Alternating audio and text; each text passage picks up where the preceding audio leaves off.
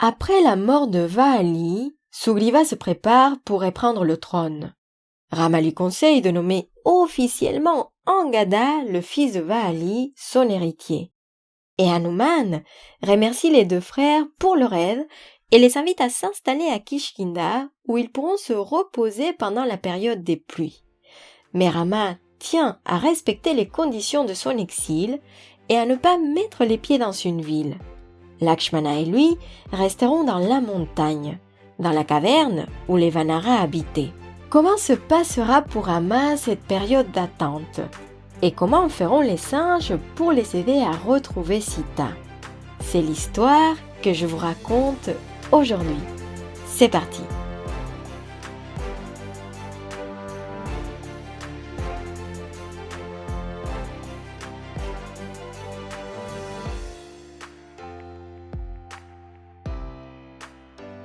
Nous reprenons donc notre histoire là où on l'avait laissée la dernière fois. Mais ce que je ne vous ai pas encore dit, c'est que depuis l'enlèvement de Sita, quelques mois se sont écoulés. Et oui, maintenant, on arrive à la saison des pluies. Et pendant ce temps, on ne peut pas voyager. D'ailleurs, je tiens à préciser que même si cela peut varier chaque année, on considère que pour le sous-continent indien, la saison des pluies s'étale entre les mois de juin et de septembre. Historiquement, cette saison en Inde est une période pour rester à la maison. Et oui, les guerres, les pèlerinages et tout autre grand déplacement sont arrêtés pendant cette période. Historiquement, il s'agissait également d'une période propice à la réflexion où les brahmanes s'adonnaient à l'étude des textes sacrés. Alors, nos personnages vont devoir faire de même. Il est convenu alors que Sugriva attendra la fin des pluies pour honorer sa promesse et lancer la recherche. Mais voilà, Sugriva a obtenu ce qu'il avait tant désiré depuis longtemps. Alors, il profite de cette période pour se livrer au plaisir des sens. Il oublie même ses devoirs de souverain et ne se contente pas de sa femme, qu'il est d'ailleurs heureux de retrouver, mais non, il va nommer également Tara, veuve de Vali, sa nouvelle épouse.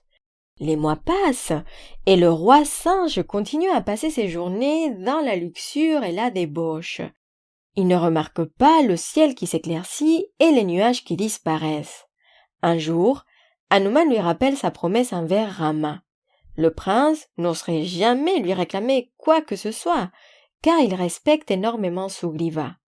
Et c'est grâce à cette remarque que le roi des Vanaras sort de son état d'ivresse et retrouve son esprit. Il regrette son attitude envers Rama et fait un grand appel aux singes afin de les rassembler et lancer l'expédition de recherche. Et que se passe du côté de Rama et Lakshmana? Eh bien, de leur côté, les deux princes perdent patience. Dans la caverne, Rama a passé la saison des pluies submergé dans son chagrin. Il n'arrête pas de penser à Sita, il ne mange pas, il dort à peine et il fait les 100 pas dans la caverne. Son frère Lakshmana tient bien que mal à le rassurer. Il ne l'abandonne jamais et quand il voit le ciel s'éclaircir, il est complètement désarmé face à l'impatience de Rama, et on peut le comprendre d'ailleurs. Et voilà alors Lakshmana qui se rend à Kishkinda et demande à voir le roi.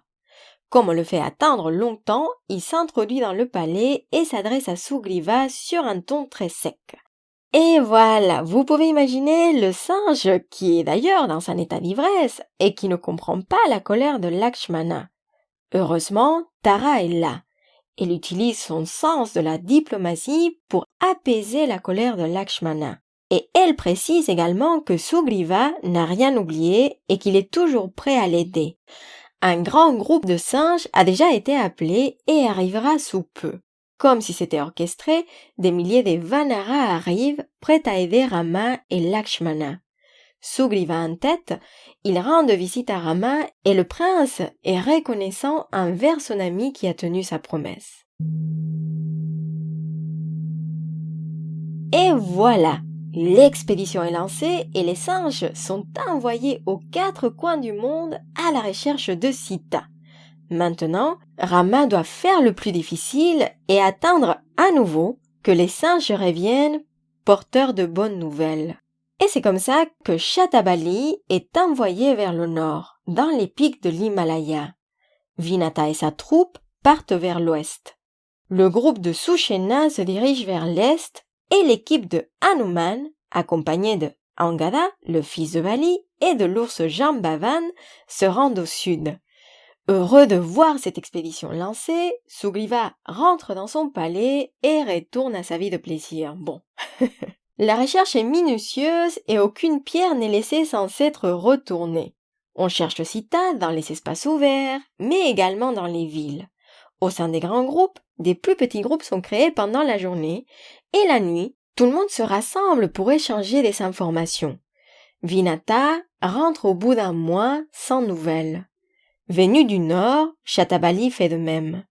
Finalement, on voit Sushena revenir sans information. Tous les espoirs reposent sur l'expédition partie au sud.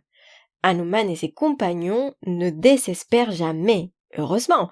À un moment, ils séjournent dans un endroit magique qui leur fait perdre notion du temps, et lorsqu'ils s'en ressortent, ils réalisent que beaucoup de temps s'est écoulé. Croyant que Sugriva les exécutera s'ils ne reviennent pas avec des bonnes nouvelles, les singes commencent à s'inquiéter. Mais ils continuent à avancer malgré la fatigue et préfèrent mourir de faim que subir la colère de Sugriva. Un jour où ils s'étaient allongés, désespérés et sur le point d'abandonner, il faut le dire, un grand oiseau les repère. Il s'agit de Sampati, frère de Jatayu. Il habite près des côtes et ne peut pas voler.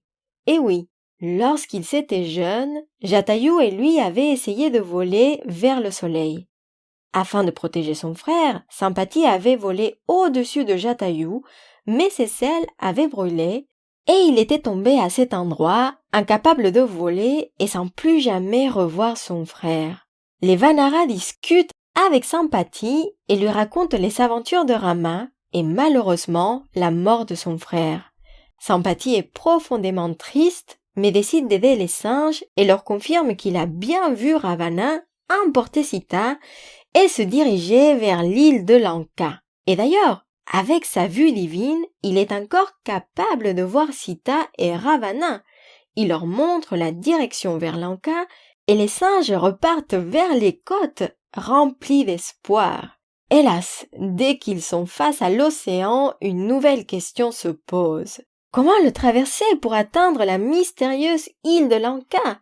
Cette étendue d'eau paraît infinie et l'océan est rempli de monstres. Que faire? Angada, le fils de Vali, demande conseil aux anciens et il est décidé qu'un Vanara pourrait faire un grand saut pour atteindre l'île de Lanka. Mais qui serait capable d'une telle prouesse? Et les singes commencent alors à vanter leurs capacités. Un peu comme dans une vente aux enchères, on crie des chiffres encore plus grands à chaque fois. Mais dans la foule, un singe reste silencieux et contemplatif. Jambavan, l'ours, l'observe et finit par lui demander « Hanuman, pourquoi restes-tu silencieux ?» Hanuman répond qu'il doute de ses capacités. Et c'est pour ça qu'il n'ose pas s'engager sur un chiffre. Mais Jambavan connaît son histoire et il sait que Hanuman est le seul à pouvoir effectuer ce grand saut. Alors, il lui raconte son histoire. Hanuman est le fils de Vayu, le déva du vent, et d'une Apsara, une nymphe connue sous le nom de Anjana. Lorsqu'il était encore enfant, il a vu le soleil et pensant qu'il s'agissait d'un fruit, il a sauté pour l'attraper. Effrayé, Indra, le roi des Devas, a lancé un éclair contre Hanuman et ce dernier est tombé violemment sur le sommet d'une montagne, se cassant la mâchoire. En voyant cette chute, Vayu, le père du petit enfant curieux, s'est énervé et il est parti des trois mondes. Mais voilà, sans le vent, toutes les créatures souffraient. Alors, pour apaiser sa colère, les Devas ont offert à Hanuman le pouvoir de devenir invincible face aux armes divines. Puis, acceptant qu'il s'agissait d'un acte qui n'était pas mal intentionné puisque Hanuman était uniquement un enfant, Indra a offert à Hanuman le pouvoir de choisir le moment de sa mort. Et voilà, le temps est passé et Hanuman avait oublié cet événement. Le seul souvenir qui restait était son nom, car Anu, en sanskrit, signifie mâchoire. Et lorsque Jambavan raconte à Hanuman son histoire, le singe se sent désormais capable d'effectuer le grand saut. Ses compagnons lui souhaitent bonne chance et Hanuman monte sur le sommet du mont Mahendra. Il aperçoit l'océan, pense à Rama et respire. Il rassemble toute son énergie et lève la tête. Finalement, il saute et ouvre ses bras. Les singes admirent le majestueux Vanara qui vole, qui traverse l'océan en direction de Lanka. Ceux qui sont présents pour l'observer n'oublieront jamais cette magnifique scène.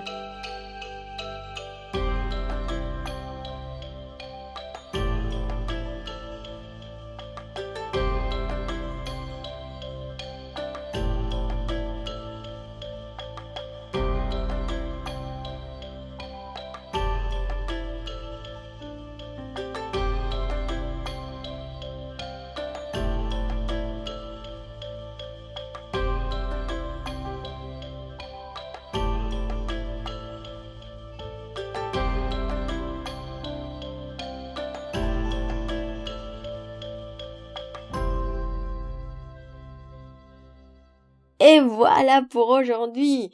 Depuis que j'ai commencé à travailler sur ce podcast, j'avais hâte de vous raconter cet épisode du Ramayana. Déjà parce que il s'agit d'une des histoires les plus connues des divinités hindoues dans le monde du yoga, du fait de son lien avec la posture qui honore Hanuman, la posture du grand écart, Hanumanasana. Et c'est vrai que c'est une histoire que j'adore raconter en cours parce qu'elle a un des messages les plus beaux qui existent. Celui de pouvoir retrouver confiance en soi. Et oui, parce que d'un côté, nous pouvons voir le parallèle entre Rama et Hanuman. Plus le temps passe, plus Rama perd l'espoir. Mais Hanuman ne désespère jamais et continue sa recherche. D'ailleurs, dans le 5e kanda, ou livre du Ramayana, le Sundarakanda ou le livre de beauté, le héros principal de l'histoire devient Hanuman, comme si le rôle avait été transféré à cet attachant personnage. Ce qui ne veut pas dire que Hanuman est toujours parfait. Et on l'a vu dans l'histoire, juste avant de faire ce saut, il doute de ses capacités. Mais lorsque Jambavan lui rappelle son histoire, il retrouve la force pour se lancer. Et je me dis que dans nos vies, c'est souvent pareil. Parfois, nous oublions que nous sommes capables de grandes choses.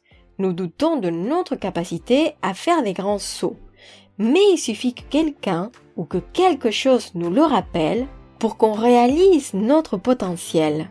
Alors, j'espère que cette histoire sera ce déclencheur pour vous, qu'elle vous donnera envie de vous lancer dans vos grands sauts, ceux qui vous permettront d'atteindre votre île de Lanka et de retrouver votre Sita à vous. Je vous remercie pour votre écoute et vous souhaite une bonne journée ou une belle soirée. Prenez soin de vous.